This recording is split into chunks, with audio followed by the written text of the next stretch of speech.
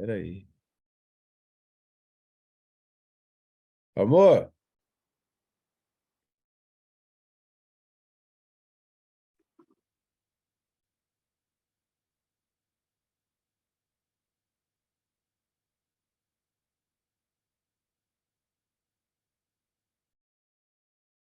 Teu mudo tá fechado, Fabiano. Teu, teu áudio. ok. Vamos lá, então. Hoje vamos de pulmão. É interessante destacar, como todo início de aula, né, gente? Geralmente, mais uma vez, os pacientes que chegam no nosso consultório não vão nos procurar por conta de uma questão pulmonar. É muito difícil isso acontecer, né? Apesar de hoje a gente ter a nossa fisioterapia respiratória muito bem reconhecida dentro de hospital, né, intra-hospitalar, até mesmo fora do hospital, não se chega com a ideia da osteopatia para os problemas pulmonares, né? E a gente sabe muito bem que um paciente que já teve um problema pulmonar, teve um histórico de patologia pulmonar, ele pode ter alguns processos de restrição deste pulmão. Por exemplo, tuberculoses, pneumonias, são patologias que acabam por deixar algumas cicatrizes no parênquima pulmonar. Uma vez que eu tenho agora uma cicatriz, obviamente funciona como qualquer outra cicatriz no nosso corpo. É uma região de hipomobilidade que, com a cronologia, né, a cronicidade dessa restrição, dessa cicatriz, ela pode trazer compensações faciais e aí refletir problemas no sistema musculoesquelético, né? Então, é bem característico das pessoas que tiveram processos pulmonares, até mesmo não só com relação ao parênquima, mas também com a pleura, né? A pleura é um tecido conjuntivo aí que envolve o pulmão, que a gente vai ver ainda hoje um pouco sobre. E as restrições, problemas com essa pleura pode trazer também problemas referidos aí no músculo esquelético, principalmente quando a gente fala de cervical baixa e torácica alta. A gente vai ver que tem uma questão até ligamentar aí entre a pleura e os corpos vertebrais. O Leandro colocou aí também Covid, né? Sim, doença da moda, né? O quanto os nossos pacientes, na verdade, ficaram sequelados aí pela questão do Covid e o quanto a gente pode ajudar esses pacientes tanto no hands-on quanto no hands-off, né, gente? Tratamento desse paciente de Covid, como qualquer um dos nossos pacientes, é promover saúde, mas, obviamente, a gente consegue fazer um pouco mais por esse tipo de paciente, né? A experiência que eu tenho tido com o Covid, que esses pacientes vêm realmente acometidos de pulmão, geralmente eles já vêm até lá com uma porcentagem que foi acometido o pulmão dele, né? O nosso é bom médico, né? Só para variar. Mas, enfim, já vem falando que tantos por cento do pulmão dele foi acometido. E juntamente com esse pulmão acometido, também as questões intestinais. Difícil o paciente que chegou para mim aí do pós-Covid e não teve alteração intestinal. Na maioria dos casos, as pessoas realmente tiveram aí diarreias associadas, né? Então, o Covid aí destruindo mesmo a microbiota e alterando, desequilibrando e alterando aí esse sistema que torna-se então reativo, inflamado e agora tem a diarreia associada. São pacientes que têm que ser tratados de uma maneira global, né? Mas se a gente for pensar em pulmão, obviamente, o sistema de reabilitação é o nosso raciocínio osteopático para qualquer víscera. Mas temos manobras específicas também para mobilização de secreção, né? Manobras de reexpansão para áreas onde foram afetadas aí, onde não ocorre mais ventilação, né? Então, a osteopatia em si, não só tratando caixa torácica, questões de sistema nervoso autônomo, mas também tratando o pulmão em si, né? O parênquima pulmonar, tanto para mobilização de secreções quanto para reexpansão aí do parênquima pulmonar, na tentativa de, né? A gente nunca sabe o quanto esse parênquima foi acometido e o quanto dá para a gente restabelecer ele, né? Mas, de uma maneira geral, tirando só o Covid aí um pouco da jogada, porque é uma coisa bem mais específica, né? Mas também pode vir por isso, obviamente. Como eu estava falando para vocês aí, pulmão é uma víscera que tem muita dor referida, principalmente aqueles pacientes de ombro direito. Não só ombro direito, né? Mas o ombro direito aí geralmente é o que vem mais com maior queixa, né?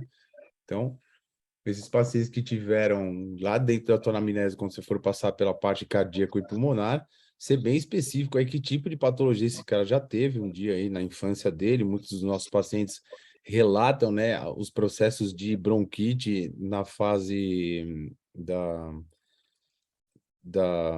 como se diz? Ali nessa fase dos 12, 13 anos, da puberdade, né? É, eu procuro observar isso muito como uma questão somatoemocional, né?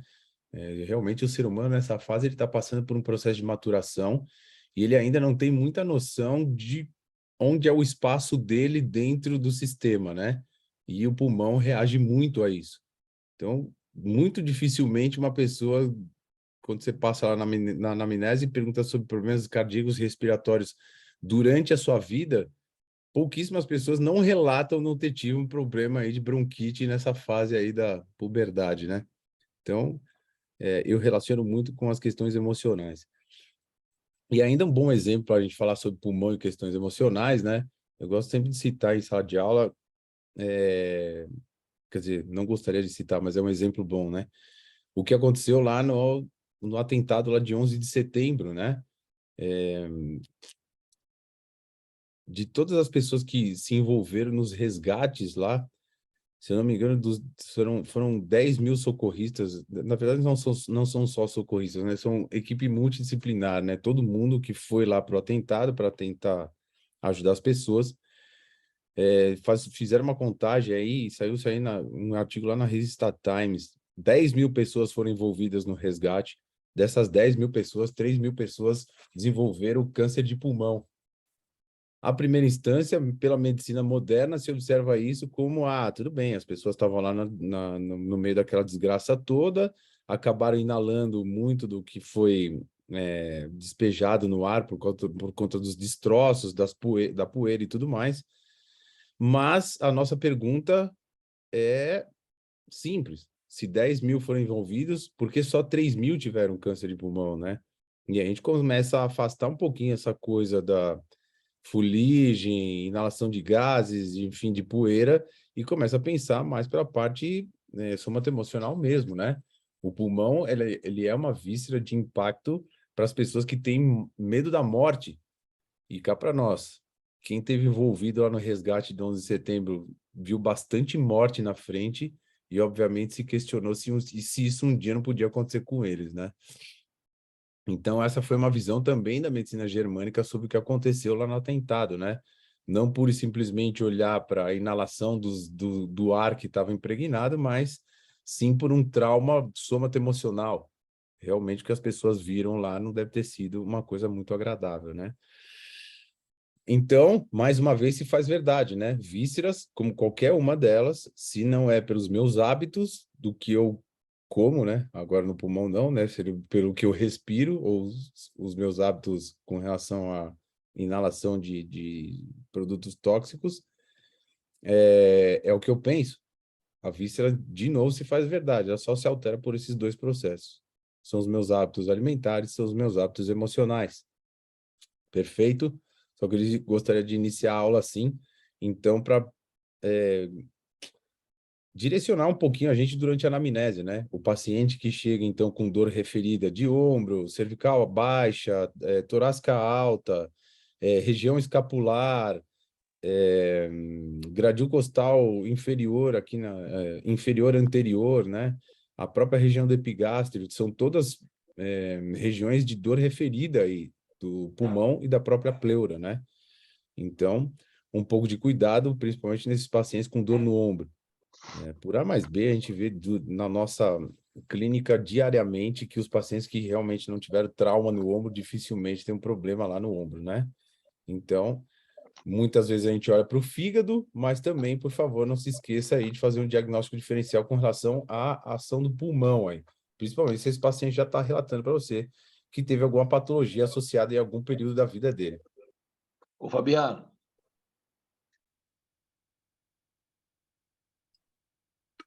Pacientes com pneumotórax, mesmo que seja antigo, hemotórax, pacientes que tiveram que usar sonda, ficaram sobre ação de dreno por muito tempo, patologias inflamatórias da pleura. Todas essas patologias, então, pode trazer restrição nesse corpo e, como eu disse, com a cronicidade, então, nos trazer os processos aí de dor referida. Dor Fabiano, referida a essa que pode ser por um sistema facial ou dor referida a essa que pode ser por um sistema nervoso. E aí, quando a gente for falar do sistema da sensibilidade da própria e da...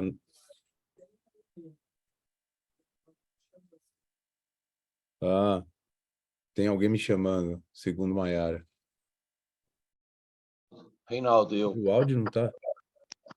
Alguém tá chamando, Reinaldo? Eu. Fala, Reinaldo. Poxa, eu não estava te ouvindo. A Maiara veio me avisar aqui. Diga, amigo. Na medicina chinesa, a gente tem os meridianos, são 6 meridianos, com 2 órgãos para cada meridiano, né? Então, no elemento metal, nós temos o intestino grosso junto com o pulmão. E uma das formas de diagnóstico do paciente é, por exemplo, o paciente está com tristeza profunda, choro, aí você já pode ir lá relacionar com intestino grosso e pulmão, principalmente o pulmão. Então, paciente deprimido,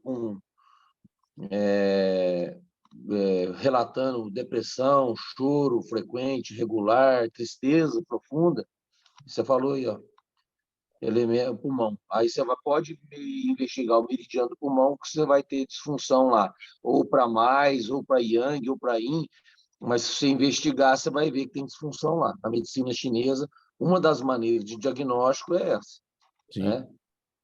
sensacional, cara. Relacionado ao intestino, olha para você ver. Uhum. Veja que são Então, maneiras diferentes de se observar o corpo, mas que se chega numa mesma conclusão, né? exatamente. Uma bola que você está levantando aí é muito verdade, né, Reinaldo?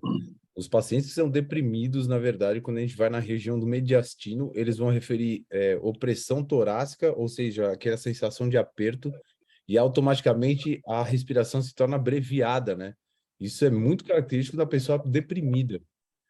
E aí, mediante É, esse esforço aí associado, né, na verdade, exigido no quadro clínico do paciente, é que aí a gente pode ter a característica de dor física mesmo associada, né? Uma vez que esse paciente tem que ter uma compensação respiratória, ele vai ter uma hiperfunção da mesma forma.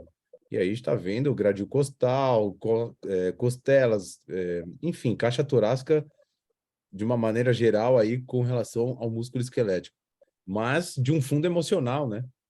é. Não tem como.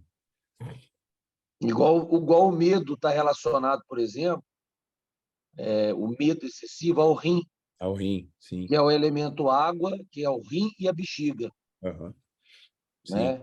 esse aí a medicina germânica fala igualzinho. Exatamente a mesma coisa. Medo, rim. Não tem como. Uhum.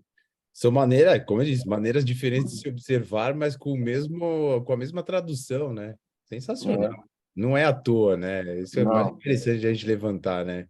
Não é um achismo. Quando as pessoas começam a falar muito a mesma coisa, isso já começa a chamar mais atenção mesmo, né? Não tem como. Mas valeu aí Uhum. pelas informações aí, Rinaldo. Obrigado. Não, beleza. Desculpa se eu não estava te escutando aí. Não, tranquilo. Show de bola, vamos lá. Então, o que eu falei aí para vocês, né? Eu não lembro onde tinha parado direito, mas a gente estava falando das dores referidas, os locais, sim. Se não for por uma ação facial, que então seria por uma transmissão de nervosa, sensitiva ou nociceptiva. Essas sensações são transmitidas para a coluna através, de novo, do nosso sistema vagal, coluna não, aí seria crânio, mas enfim, para a nossa coluna através do sistema nervoso autônomo simpático. A gente vai ver algumas ramas aí que formam, então, o nervo esplâncnico cardiopulmonar e formam o plexo pulmonar, de onde eles vêm para onde eles vão, né? Se eu tenho um problema lá no meu pulmão, eu tenho que informar os centros superiores do que está acontecendo lá. Ou é via vagal, ou é via sistema nervoso autônomo simpático, beleza? Vamos lá, vamos pontuar isso aí um pouquinho na anatomia. Hoje, uma aulinha aí tranquila, só para a gente revisar mesmo as estruturas, relembrar, né, a segmentação aí do pulmão.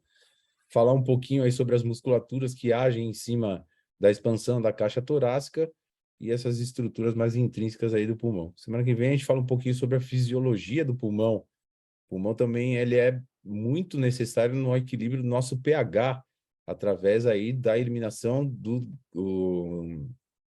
gás carbônico, né, da nossa respiração celular. A gente precisa colocar esse gás carbônico para fora do nosso corpo para que não se acidifique o metabolismo e aí traga maiores problemas aí para o nosso metabolismo. Isso a gente vai falar a semana que vem. Então hoje, vamos lá, vou compartilhar aqui com vocês o desenho e a gente começa falando um pouquinho da anatomia dele.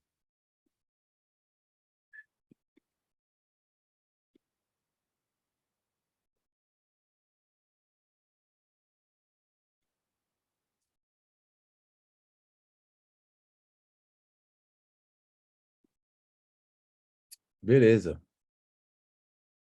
Vamos que vamos.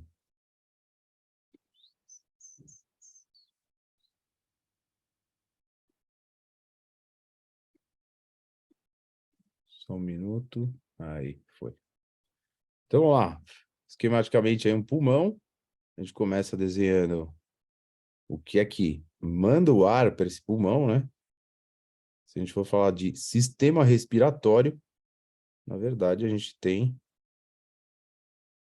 as vias aéreas superiores, como diz o próprio nome, são vias, então elas não têm trocas gasosas.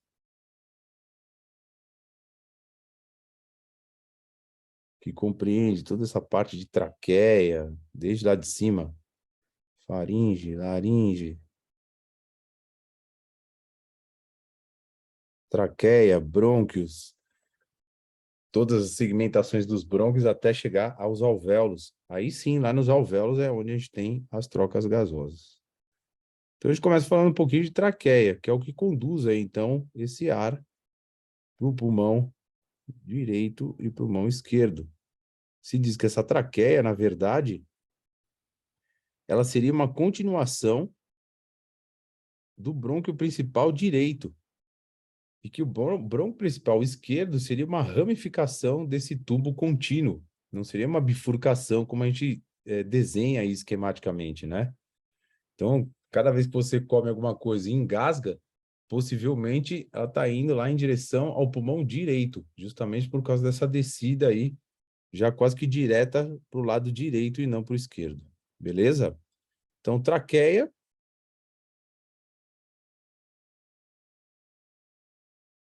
Toda cartilaginosa, desde lá da cartilagem cricoide, né, o pulmo de Adão, até a divisão aí dos seus para brônquio principal, toda cartilaginosa. E acho interessante a gente comentar que na traqueia já tem um teste de mobilidade para ela, né? É bem interessante nesses pacientes, principalmente com características de disfunção cervical, as próprias DTMs, orofaciais em si. Se a gente for fazer sempre aí uma avaliação dessa traqueia, eu tenho que desviar a traqueia de um lado para o outro e ela tem que fazer aquela sensação de crocante. Ela vai fazer o arranhão desses anéis cartilaginosos. Então, isso seria uma traqueia que tem uma mobilidade boa. Quando você vai lá na traqueia e desvia ela de um lado para o outro e não tem essa mobilidade, não tem esse barulho, na verdade, né, os estalidos, possivelmente você tem uma tensão aí na região de traqueia ou possivelmente nos músculos infra e supraioideus, podendo acometer essa estrutura também. Beleza? Então, teste de mobilidade traqueia, eu desvio de um lado para o outro e tem que ter os estalidos aí do anel. Ela está liberada, funcionando muito bem, obrigado. Uma outra dica, né, gente? Pacientes que têm problema de mediastino, né, como a gente estava conversando aí, o Reinaldo levantou a bola aí, os pacientes que são deprimidos, realmente o mediastino é uma região de muita hipomobilidade. Se você colocar o calcanhar da mão no mediastino e fizer um desvio da traqueia para trabalhar essa face aí que interliga, né? Ou se não quiser chamar de face, se quiser chamar de continuidade aí do tendão central, é uma terapia bem legal de você soltar também essa tensão do mediastino relacionada a essa parte aí da traqueia formando aí que também vai formar o mediastino, né? Então, você pode trabalhar essa soltura do mediastino aí via traqueia também. Beleza. Então, como eu falei para vocês, de traqueia vai chegar lá embaixo, vai se dividir em brônquios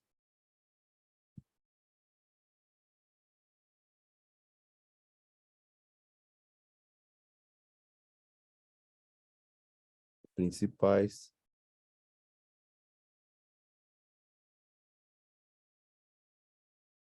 direito e esquerdo. Beleza? Só a gente subdividir eles, também acho importante a gente falar das diferenças de característica anatômica entre o pulmão direito e o pulmão esquerdo, né, gente? Pulmão direito e o pulmão esquerdo.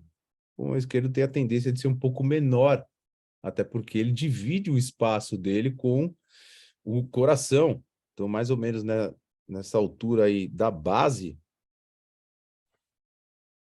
do pulmão esquerdo, a gente tem uma cisura cardíaca aqui, né?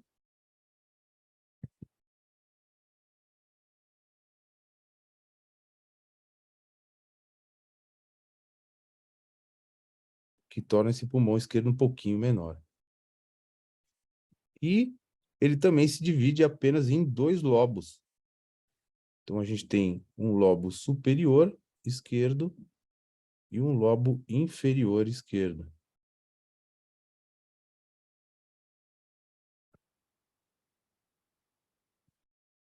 Lá do lado direito, isso já é diferente, né? A gente tem, então, um lobo inferior, um médio e um superior, dividido mais ou menos dessa forma. Superior, médio e o inferior. O pulmão em si, ele tem uma característica de ter o parênquima dele de uma situação como se fosse uma esponja, né? Porque, afinal de contas, esse parênquima é constituído pelos alvéolos, e os alvéolos nunca estão sem ar, eles sempre têm uma pressão negativa presente, então o pulmão sempre vai ter um volume residual, que gira em torno de uns 350 ml, beleza? Bom, vamos falar um pouquinho, então, agora que a gente já segmentou eles, e aí a gente fala, só para pontuar também quem é que segmenta eles, as fissuras, né? Então, aqui eu tenho uma fissura oblíqua, que divide em lobo superior e lobo inferior. E aqui eu tenho uma fissura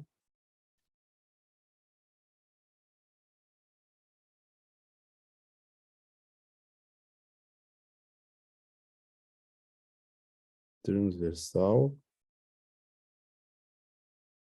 Essa vai dividir o lobo superior do médio. E depois do médio para o inferior, eu tenho uma outra fissura oblíqua.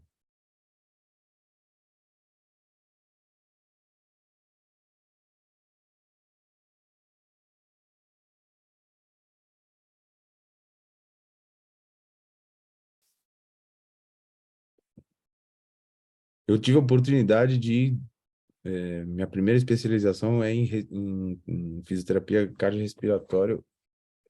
E eu tive a oportunidade de presenciar uma lobectomia no pulmão esquerdo de uma paciente.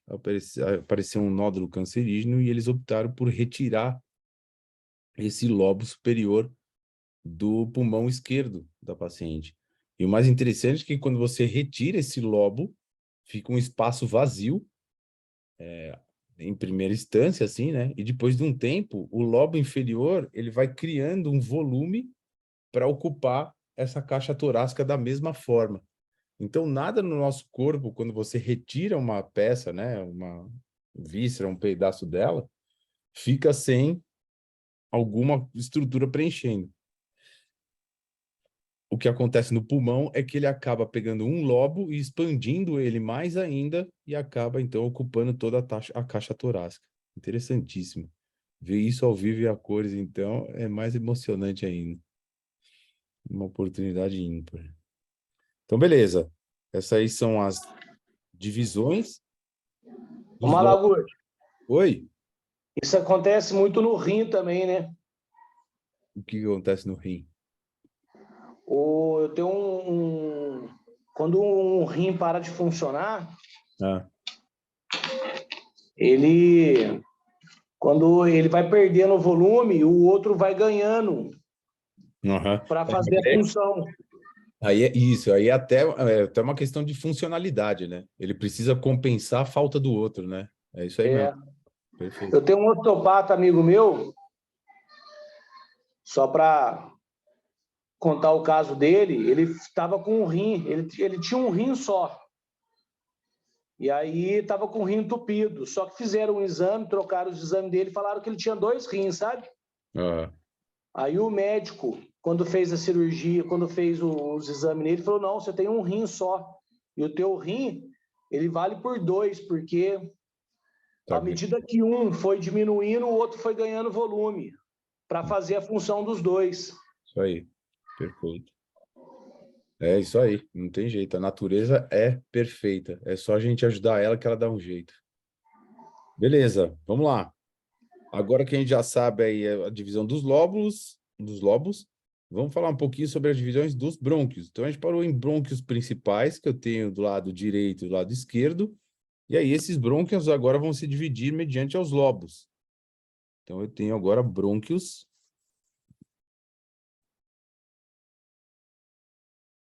que vão em direção aos seus lobos.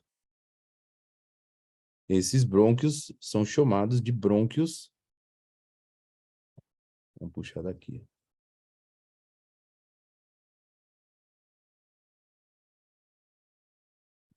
Lobares.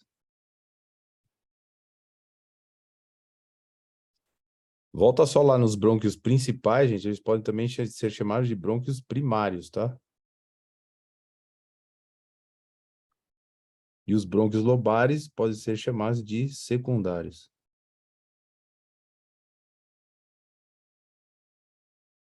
Continuando aí na ramificação dos brônquios, agora dentro de cada lobo, eu tenho aí várias outras divisões desses brônquios.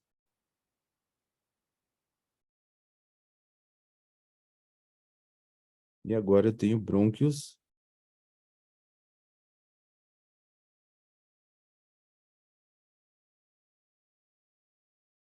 segmentares.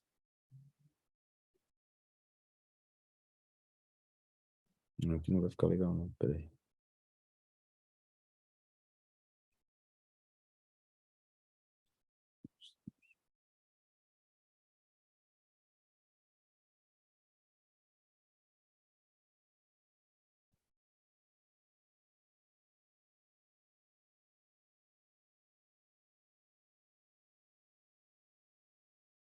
Esses brônquios podem ser chamados de terciários.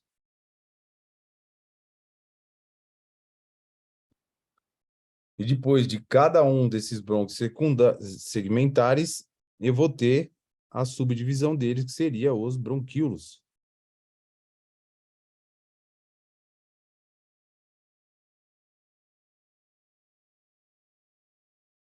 Os bronquíolos ainda entram em contato com os sacos alveolares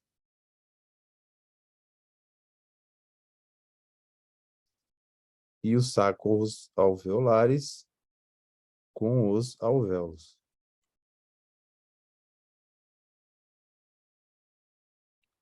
Então fica mais ou menos assim, ó.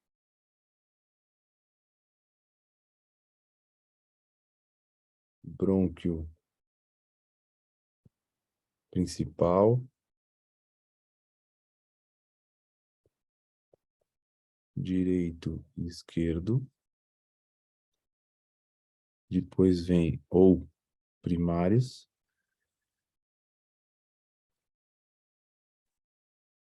Depois vem os brônquios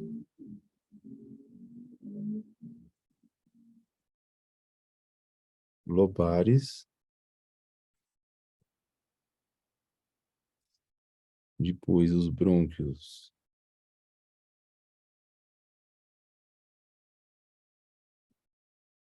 segmentares,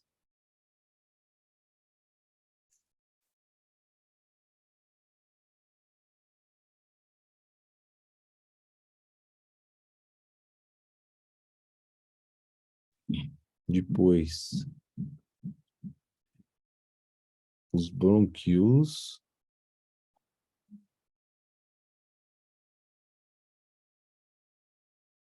que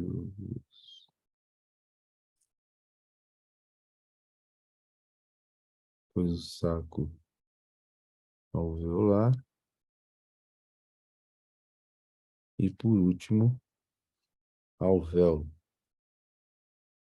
A única estrutura desse sistema respiratório que é a que faz a troca gasosa, ou seja, a que promove a hematose. Troca de gás carbônico por oxigênio. Hematose. Beleza? Então é isso aí.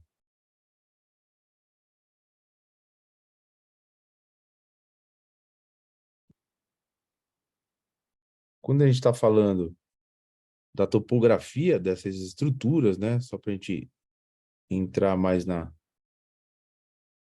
intimidade na anatômica dele e tentar fazer um pouquinho de relação com essas estruturas, com as estruturas adjacentes, a gente vê então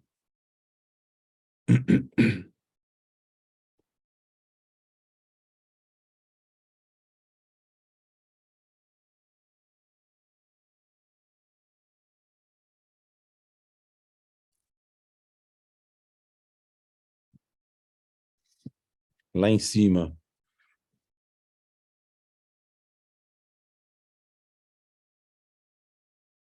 a referência anatômica seria o espaço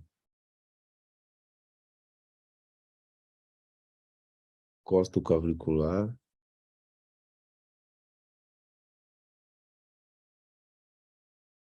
ou seja, lá no ápice do pulmão, no ápice do pulmão, a gente consegue entrar em contato com ele nesse espaço costo-clavicular. Na verdade, a gente está entrando principalmente em contato com a pleura, ok? Pela parte anterior, os níveis de referência mais baixos são na altura do sexto espaço intercostal.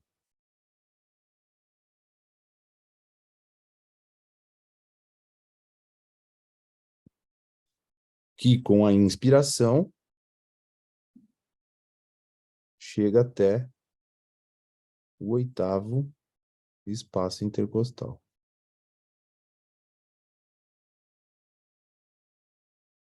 Beleza? Isso anteriormente. Então, lá em cima, no espaço costoclavicular e anteriormente lá embaixo, no sexto espaço intercostal. Pela parte posterior, deixa eu só fazer invertido aqui. Não vai confundir. Então, no anterior, aqui a gente tem o espaço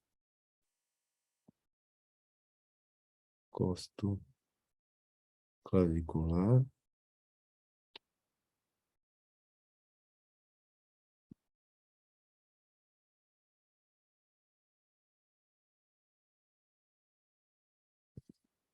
E pela parte posterior, lá em cima, a altura de T1.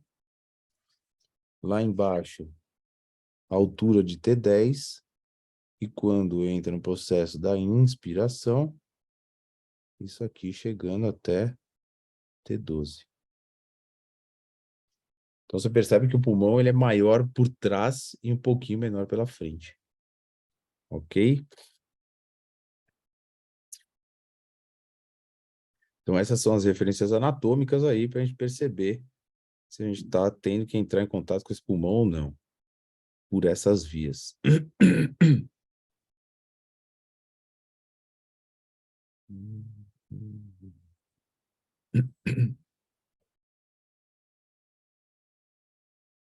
Vamos lá que tem mais coisas. Dentro desse pulmão, gente, quando a gente pega ele lá na entrada mesmo, vamos desenhar a traqueia primeiro. Na entrada da traqueia, vamos desenhar só para o lado direito.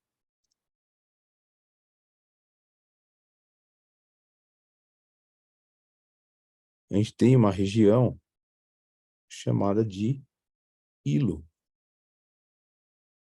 Lembra que a gente viu lá no rim? A gente tem também um hilo renal. Aqui a gente tem o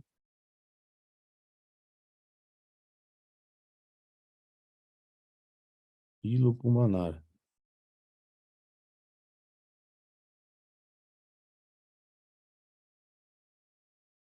Dentro desse hilo vai entrar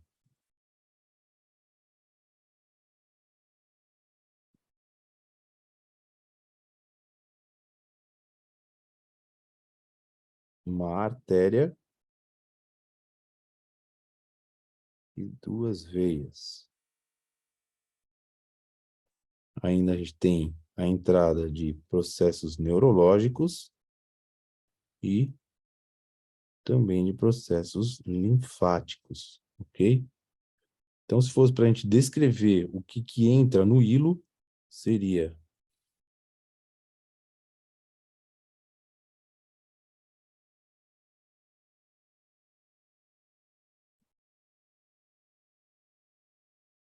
um...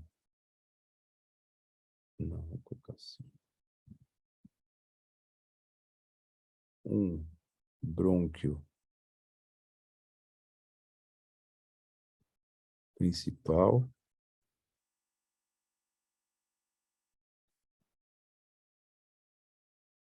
uma veia pulmonar,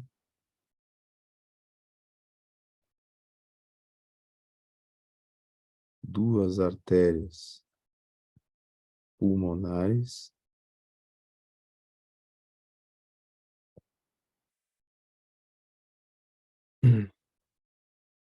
sistema nervoso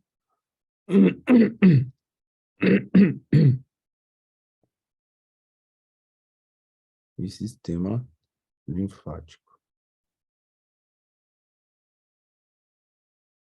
São essas estruturas que formam o hilo. Beleza? De um lado e do outro. Interessante daqui a gente destacar, né, gente? É que a artéria pulmonar leva o sangue menos oxigenado e as veias pulmonares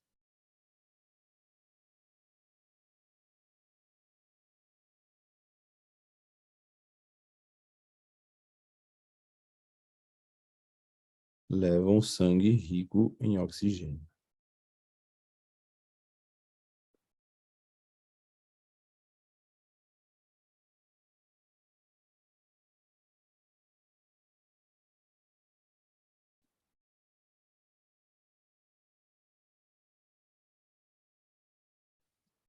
Se faz uma regra para não confundir, né, gente? Quem leva quem aí, porque inverte os papéis, né? Tudo que sai, todo sangue que sai do coração é arterial e todo sangue que entra no coração é dito como venoso. Então, por isso que se inverte aí a nomenclatura desses vasos, né, que estão saindo aí do coração, indo em direção para o pulmão. Então, de uma maneira geral, se a gente for falar desse sistema circulatório, ele se inicia átrio direito, ventrículo direito, artéria pulmonar,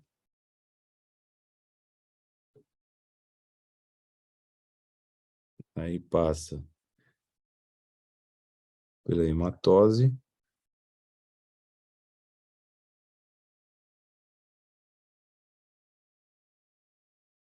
alvéolos, né? São eles que fazem a hematose. E agora vão sair do pulmão em direção ao coração pelas veias pulmonares. São 2 de cada lado, né?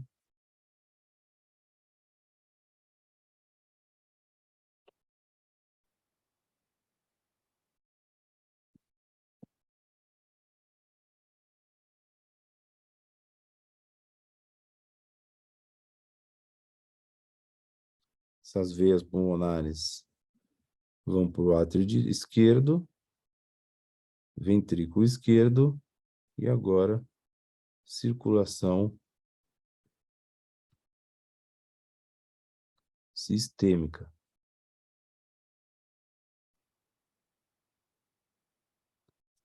Beleza? Então, esse aí é o entra e sai aí de sangue no coração. Entra, sai do coração em direção ao pulmão através da artéria pulmonar, passa pelos alvéolos, todo o processo de hematose, agora oxigenando esse sangue, sai dos pulmões em direção ao coração de novo, já oxigenado, mas agora pelas veias pulmonares, átrio esquerdo, ventrículo esquerdo e circulação sistêmica. É dessa forma que acontece aí. Que mais? Deixa eu ver se eu não esqueci nada. Beleza, ok. Se a gente for falar de sistema nervoso autônomo, né, que a gente já citou aqui, então vamos colocar ele de amarelo, só que em outra página, para não dar bagunça. Eu tenho que formar o plexo pulmonar.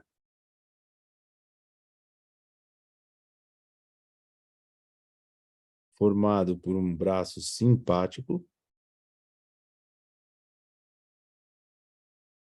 Estamos falando principalmente dos níveis de T1 a T4, mais gânglios cervicais. Principalmente T1 e T4, tá, gente? Mas vocês vão ver gânglios cervicais em algumas bibliografias, inclusive citando o gânglio estrelado. Beleza? Esses caras formam o nervo esplâncnico cardiopulmonar,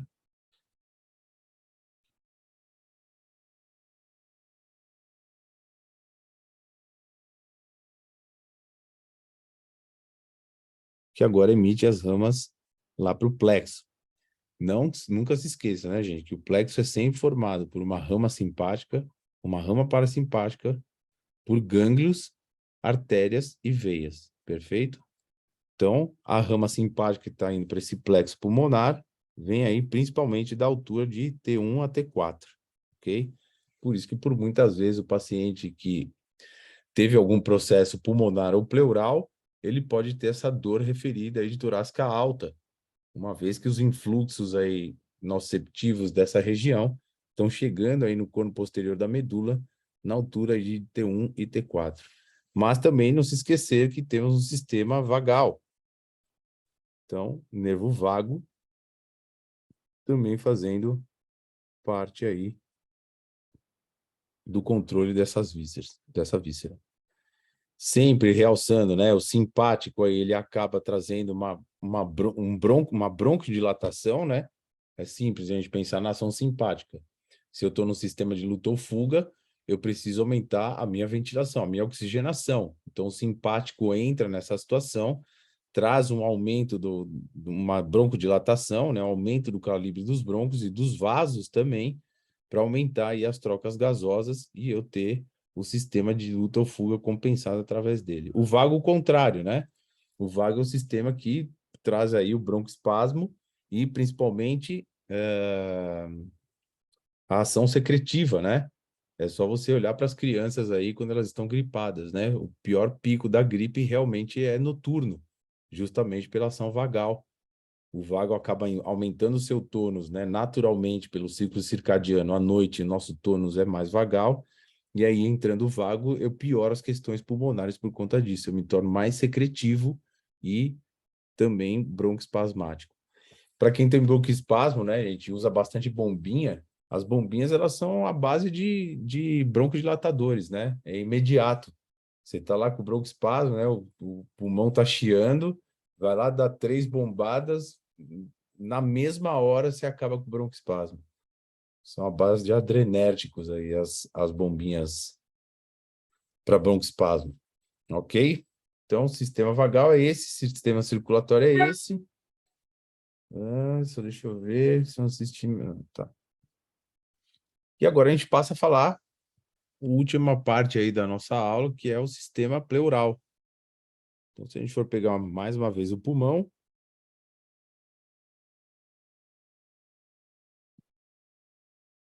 a gente sabe que a gente tem uma pleura ao redor desse pulmão.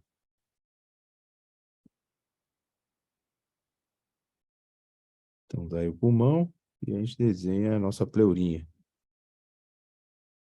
recobrindo toda a parte do pulmão. É um tecido conjuntivo fibroso, mais elástico. E aí a gente tem a primeira parte da pleura, que seria a nossa pleura visceral. Ou seja, a pleura que está em contato com a víscera. E mais externamente, na verdade não dá nem para segmentar, né? A bibliografia fala muito sobre isso, né? O espaço entre a pleura visceral e a pleura parietal, ele na verdade nem existe direito, de tão próximas que elas são. Só é possível se observar a diferenciação de pleura visceral para pleura parietal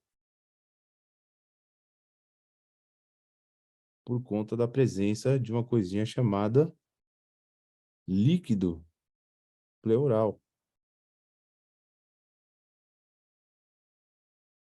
que nas patologias com pleurites, pleuríase, na verdade eles são aumentados, né? E aí existe um sistema de separação dessas pleuras e cada vez que o paciente inspira, tem uma certa fricção entre essas duas pleuras, muito audível aí ao estetoscópio. Então, antes de mais nada, gente, deixar ela sempre no consultório um estetoscópio aí no gatilho. O paciente que vem com um histórico, faz parte de a gente fazer uma ausculta aí de 4 quadrantes desse pulmão aí para saber se não tem nenhum vestígio de secreção, ou até mesmo esses barulhos, né, de roce, de pleura, pode estar presentes aí nesse paciente. Beleza? Então, a gente tem a pleura visceral, a mais próxima aí da víscera, e a pleura parietal recobrindo. Ainda mais por fora, né, gente? A gente vai ter todo um peritônio que também reveste esse pulmão. Na verdade, reveste a caixa torácica, né? Vamos colocar assim, fica mais fácil na divisão. E que deixa um espaço aumentado já para esse pulmão, uma vez que a gente sabe que ele precisa se expandir durante a respiração, né? E aí, a esse espaço que fica aí de sobra para o pulmão se expandir, a gente chama de fundo de saco pleural. Geralmente é onde se instalam os derrames, né? Seja ele um derrame de líquido pleural, seja seja até mesmo deposição de sangue, pus, geralmente é nessa parte mais da base do pulmão onde se instala aí esses líquidos. Fundo de saco pleural, ele existe justamente para que quando o pulmão tem a sua complacência ao máximo, ele acabe aumentando o seu espaço, né? E aí, acho que vale a pena a gente comentar isso, né? Espaço esse que só é aumentado pela presença de músculos. Na verdade, o pulmão ele só funciona dependente de ação muscular. E aí, quando a gente vai falar de ação muscular, não temos como não falar do nosso glorioso diafragma. Então, uma cúpula diafragma direita, um centro frênico e uma cúpula diafragmática esquerda. principal músculo respiratório, para muitos, o único músculo respiratório, diafragma. Ô, Fabiano, Diga. só para voltar lá rapidinho, você falou que o vago no pulmão Uhum. ele vai fazer broncoconstrição? E vasoconstrição também. É que assim, né? A vasoconstrição não, né? Porque os vasos eles são comandados apenas por ação simpática. Se a gente tem uma vasoconstrição, é por falta de ação simpática, não por presença de ação vagal. Por falta de ação parasimpática, né? Isso. Mas os brônquios funcionam nessa situação mesmo, Reinaldo. O Quando brônquio, então, à noite, ele vai fazer uma broncoconstrição isso, ele é bom para bronco. aumentar a secreção. Exatamente. Por isso que os quadros de gripe, broncoespasmo, eles se intensificam durante a noite. É só observar os pacientes. Uhum. Beleza. Então, vamos lá. Para encher esse pulmão, para ele ter complacência, para ele ocupar todo esse espaço da caixa torácica, a gente precisa, então, do diafragma, dos músculos intercostais. E aí, quando a gente está falando de intercostais para inspiração, a gente está falando principalmente dos intercostais externos, tá? Então,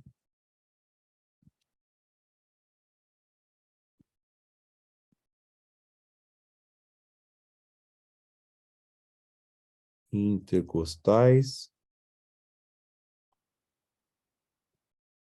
externos.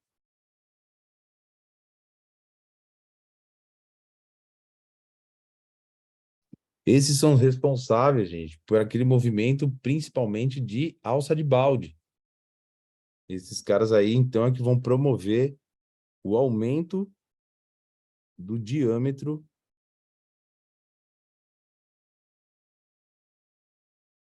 horizontal.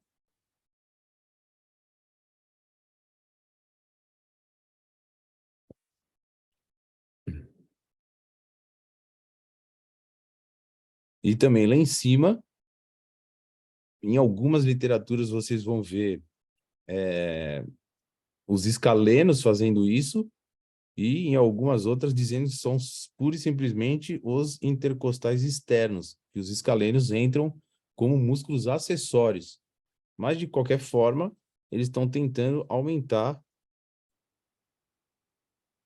o diâmetro anteroposterior através do movimento de braço de bomba. Então, é isso. Se eu aumento o diâmetro anteroposterior pelo braço de bomba, eu aumento o diâmetro horizontal pela alça de balde, eu preciso ainda aumentar o meu diâmetro crânio-caudal ou vertical. E aí quem faz esse aumento de diâmetro é o nosso glorioso diafragma. Aumento do diâmetro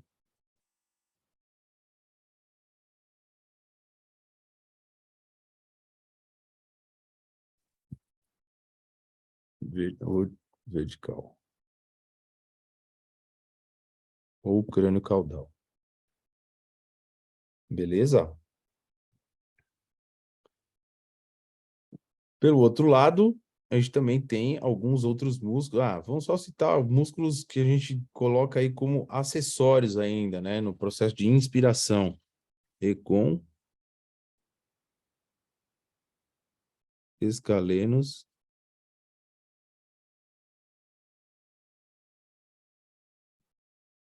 peitoral menor,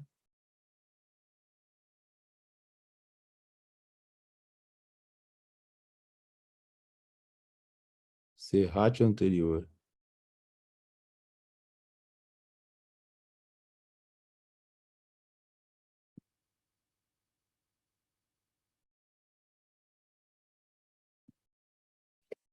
Beleza? E os músculos da expiração, a gente coloca eles, então, como intercostais internos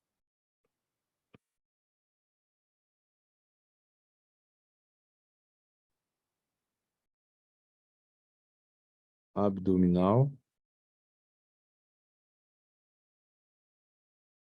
vou colocar o reto, né?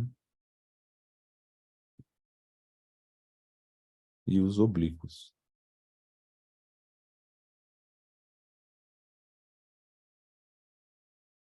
Oblíquo maior, oblíquo menor. Interno e externo.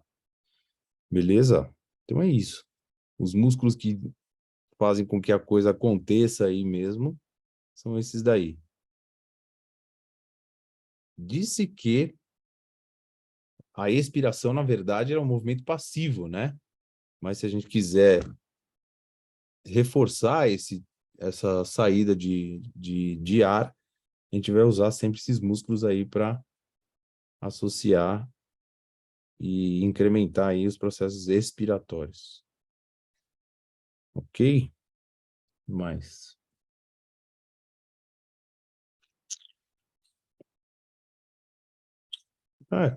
Acho que era isso aí mesmo. Deu para desenhar bastante hoje. Não sei se o esquema ficou muito bom, mas espero que vocês tenham absorvido aí o máximo de informações possíveis. Então, hoje a gente falou bastante sobre anatomia, né, gente? E aí, como eu disse para vocês, semana que vem aí a gente volta com o pulmão de novo para falar um pouquinho mais sobre fisiologia do pulmão. A anatomia em si. Ah, não, peraí, faltou só uma coisinha aqui. Volta lá no desenho que eu acho interessante a gente pontuar.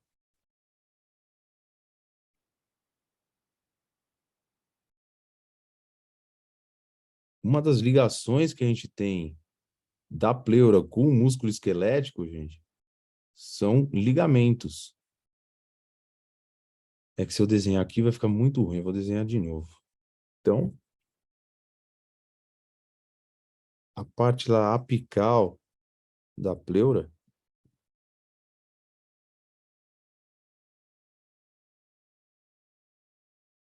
ela tem íntima relação com as nossas vértebras.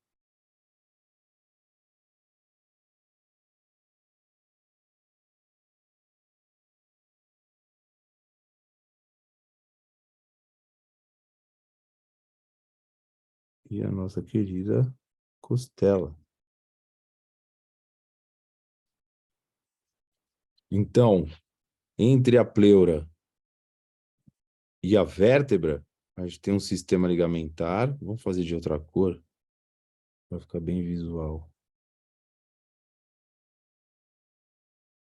Um sistema ligamentar que vai para o corpo vertebral e um sistema ligamentar que vai para a transversa, para a transversa da minha vértebra. E um outro sistema ligamentar que sai da pleura e vai para a primeira costela. Então, para essa, a gente dá o nome de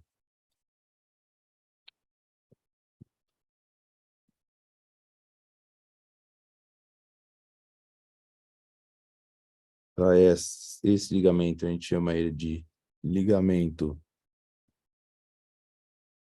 costopleural.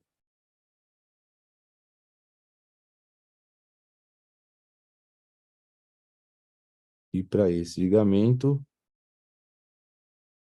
a gente chama ele de transverso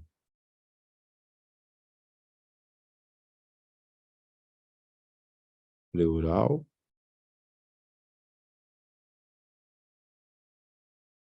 E para esse ligamento vértebro pleural. Então, esse é o sistema que, na verdade, estabiliza o pulmão dentro da caixa torácica, né? Esse sistema... Ixi, a caneta foi pro saco. Esse sistema de ligamentos, tanto da pleura com a vértebra, com o processo transverso, quanto para a costela. E uma outra forma também de fixação seria através da traqueia e os seus processos faciais, né? A própria traqueia também dá uma estabilidade aí para as peças pulmonares. Beleza? Então, né, gente, se a gente tem um sistema ligamentar que une meu processo visceral com o processo musculoesquelético, aí vira via de mão dupla. Uma vez que eu tenho um processo pleural, uma pleurisia, um derrame pleural, uma falta de mobilidade dessa pleura, possivelmente eu vou chamar esse sistema ligamentar e estressar ele, ou até mesmo chamar essas vértebras e essas peças ósseas, né, a própria costela mesmo, para trabalhar em excesso, né, para compensar minha falta de mobilidade, ou vice-versa, né? Uma dessas vértebras ou dessas costelas em disfunção, atrapalhando aí a vida da mobilidade pleural. Nessa união, vamos colocar pleuroligamentaar, né, gente? A gente tem também a saída de raiz nervosa. Então, por muitas vezes, o paciente que tem problemas aí, ou já teve problemas pleurais, ele pode vir referindo problemas no território por compressão